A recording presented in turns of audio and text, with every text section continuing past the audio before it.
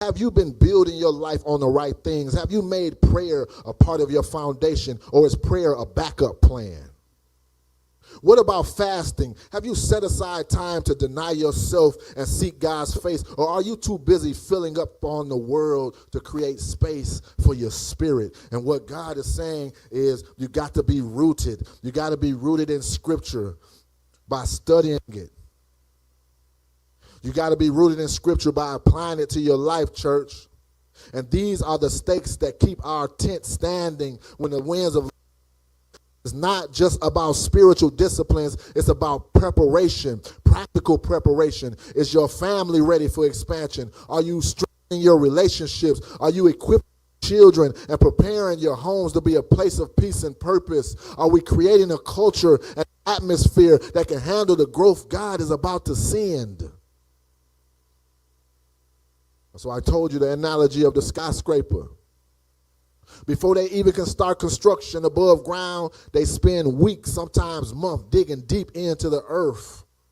Because they understand that the higher the building, the deeper the foundation has to go. And if they skip that step, if they try to go high without going deep, the building won't last. And church, in the same way, God is building something big in your life, but he needs you to go deeper first. He's saying, don't rush the process. Let me strengthen your faith. Let me solidify your foundation, because when I take you higher, I want you to stand strong. In other words, he's not going to bless you to place your character can't keep you.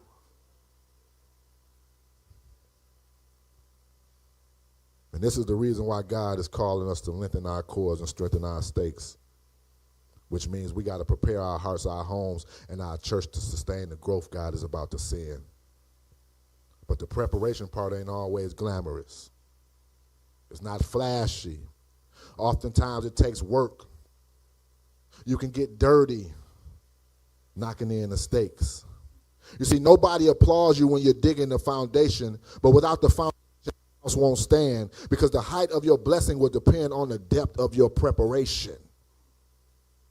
That's why I said expansion without preparation leads to collapse. And our final point is this: it's bigger than me.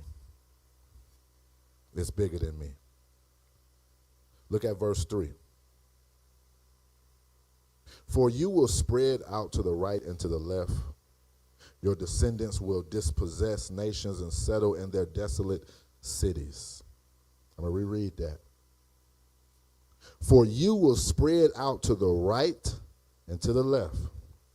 Your descendants will dispossess nations and settle in their desolate cities. How many of you know God says that our building has already been built? We're just going to move in. Church, this is bigger than us. What God is doing in this house, in your life, and in this season is not just for today. It's not just for you. God is calling us to build something that will outlive us. He's saying, seeds you plant in obedience today will bless generations tomorrow. And this is about leaving a legacy of restoration, of redemption, and of kingdom impact.